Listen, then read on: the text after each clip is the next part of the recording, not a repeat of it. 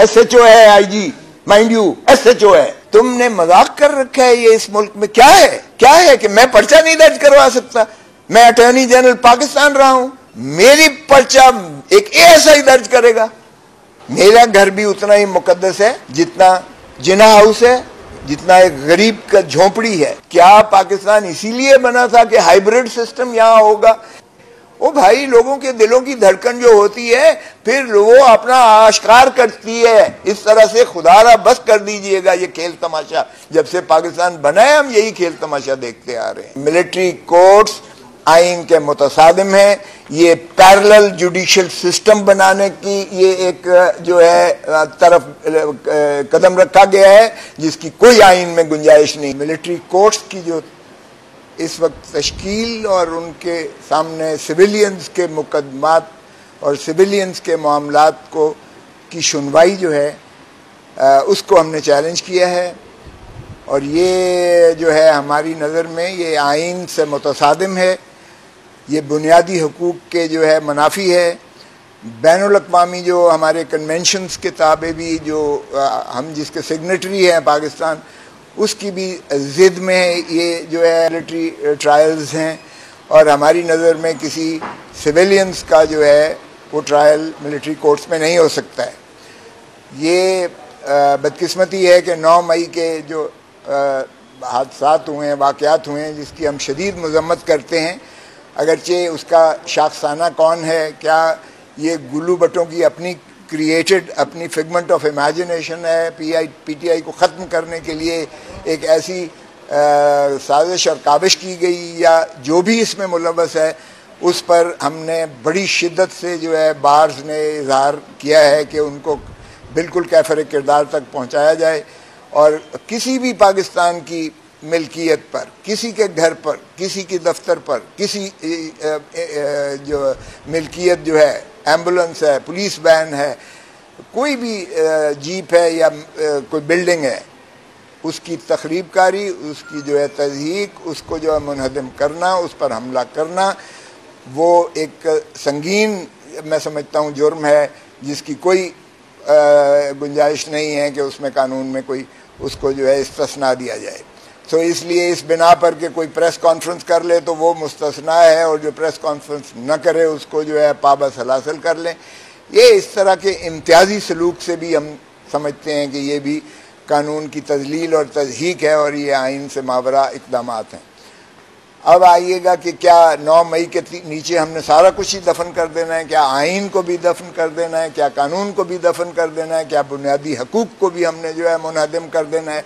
ऐसा नहीं होगा। और ऐसा पाकिस्तान के वकला बरादरी जो है वो जिन्होंने आइन के तहफ़्फ़ुज़ की पहले दिन से ही हल्फ उठा रखा होता है, क्योंकि हमारे कोड ऑफ कॉन्डक्ट में ये चीज़ की मौजूद है। और हम समझते हैं कि अगर रूल ऑफ लॉ नहीं है, अगर आइन की बालादस्ती नहीं है, अगर आइन पर अमलदारी नहीं है, तो फिर इसमें जो है वो कानून, जंगल का कानून जो है, ये पाकिस्तान इस चीज़ का मुतामिल नहीं है। और ना ही हमारे जो है ये तख़य्युल पाकिस्तान या तकमील पाकिस्तान के जो मेमार थे, चाहे वो अल्लामा इकबाल हों, चाहे वो कायदे आज़म मोहम्मद अली जिन्ना हों, या शहीद बाबा ज़ुल्फ़िकार अली भुट्टो जो आइन 1973 के खालिक हैं, ये उनकी रूह को उनके उसके मुताबिक बिल्कुल नहीं हो सकता है। तो हमें अगर एक पुरअमन, फलाही और जो है जमहूरी पाकिस्तान का तस्वर है तो उसमें आइन की बालादस्ती को मुसल्लम करना पड़ेगा। यानी जो रिटन कॉन्स्टिट्यूशंस होते हैं उसमें आइन सुप्रीम होता है, आइन के ताबे जो है पार्लिमान काम करती है, आइन के दायरे में रहते हुए जो है अदलिया काम करती है, मुकन्नना काम करती है, और इसी तरह जो है इंतज़ामिया भी आइन के ताबे काम करती है।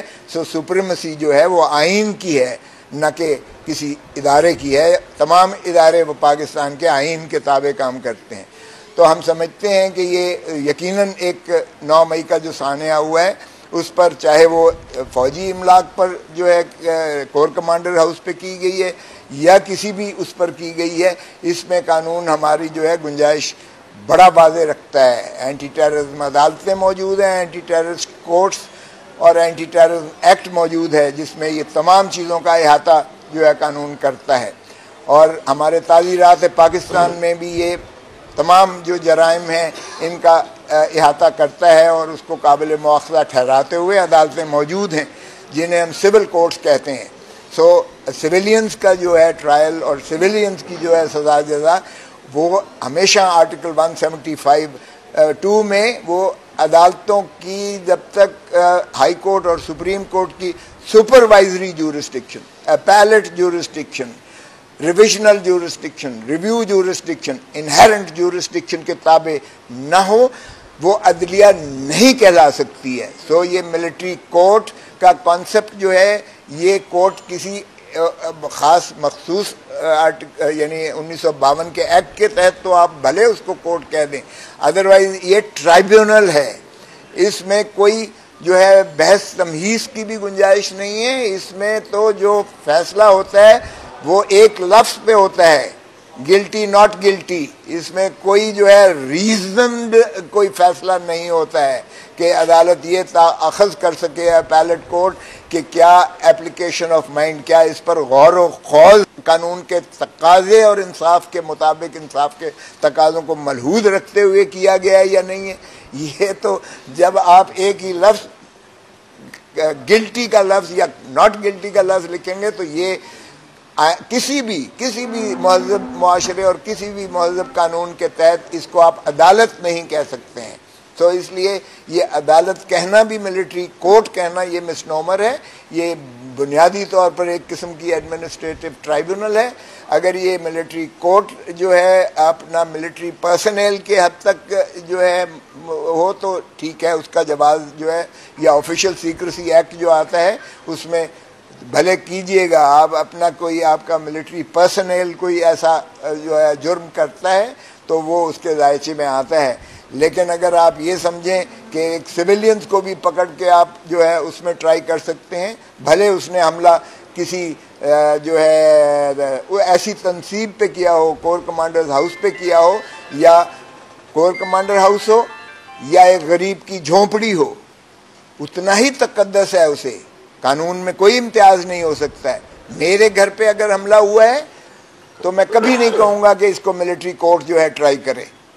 मेरा घर भी उतना ही मुकद्दस है जितना जिना हाउस है, जितना एक गरीब का झोंपड़ी है। सो ये तशखीस और तमीज़ अदालतें, हमारा आइन, हमारा कानून, हमारा दीन, हमारा मज़हब, इमारत और गुर्बत, इक़्तिदार और एक बग़ैर इक़्तिदार के, कोई ओहदे में हो या बग़ैर ओहदे के हो, कोई ताकतवर हो या कोई गरीब हो, कोई अमीर हो या कोई मजलूम हो, ये उस पर बिल्कुल तमीज़ तशख़ीस नहीं करता है।